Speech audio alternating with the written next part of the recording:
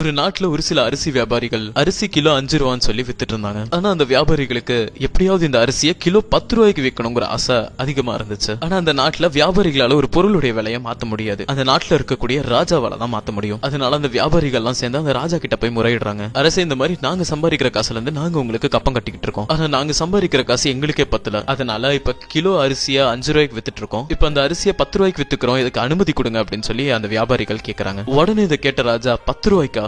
ஒரு கிலோ அரிசியை 30 ரூபாய்க்கு விற்க ஆரம்பிங்க அப்படின்னு சொல்லி அந்த வியாபாரிகளுக்கு கட்டளை இட்டு அனுப்பிடுறாரு. சந்தோஷமான வியாபாரிகளும் போய் 1 கிலோ அரிசி 30 ரூபான்னு சொல்லி அந்த நாட்டுல இருக்கிற பொதுமக்கள் கிட்ட விற்க ஆரம்பிக்கிறாங்க. இதனால அந்த நாட்டுல இருக்கிற பொதுமக்களுக்கு பயங்கரமா கோவம் வந்து கூட்டமா சேர்ந்து அந்த ராஜா கிட்ட போய் நிக்கிறாங்க. அரசே பாருங்க, உங்க ஆட்சியிலேயே அநியாயம் நடக்குது. 1 கிலோ அரிசியை வியாபாரிங்க 30 ரூபாய்க்கு விற்கிறாங்க. இதை நீங்க தான் அரசே தட்டி கேட்கணும் அப்படின்னு சொல்லி மக்கள் முறையிடுறாங்க. அதுக்கு உடனே அந்த ராஜாக்கு கோவம் வந்து, கூப்பிடுங்க அந்த வியாபாரிகளை அரண்மனைக்குன்ட்டு. அந்த வியாபாரிகள் கிட்ட, நீங்க அரிசியை கிலோ 30 ரூபாய்க்கு விற்கிறீங்கன்னு கேள்விப்பட்டேன். என்னுடைய மக்களுக்காக இனி அந்த அரிசியை பாதி விலைக்கு விக்கணும் அப்படின்னு சொல்லி கட்டளையிடுறாரு. இதை கேட்டு அங்க இருந்த பொதுமக்கள் எல்லாம் அரசே வாழ்க, ராஜா வாழ்க அப்படின்னு சொல்லி அந்த ராஜாவை பயங்கரமா புகழ்றாங்க. தீர்ப்பெல்லாம் முடிஞ்சதுக்கு அப்புறம் பொதுமக்கள் அரண்மனையை விட்டு போயிடுறாங்க. அங்க இருந்த வியாபாரிகள்ட்ட அந்த ராஜா சொல்றாரு, இங்க பாருங்கப்பா, அரிசி 10 ரூபாய்க்கு விற்கணும் நீங்க எல்லாம் என்கிட்ட வந்து கேட்டீங்க. ஆனா இப்ப நீங்க அதை 15 ரூபாய்க்கு விக்கிற மாதிரி நான் உங்களுக்கு வழி பண்ணி கொடுத்துட்டேன். அதனால நீங்க வித்த 10 ரூபாய் எடுத்துட்டு மீதி இருக்கிற 5 ரூபாய அரசாங்கத்துக்கு கப்பம் கட்டிடுறீங்க அப்படின்னு சொல்லிடுறாரு. இதனால வியாபாரிகளும் சந்தோஷமாயி ராஜாவை பயங்கரமா புகழ்றாங்க. சோ ஃபைனலா இந்த ஸ்டோரிக்கு மாரல் தேவையில்ல, நடக்கிறத சொன்னா அவ்வளவுதான்.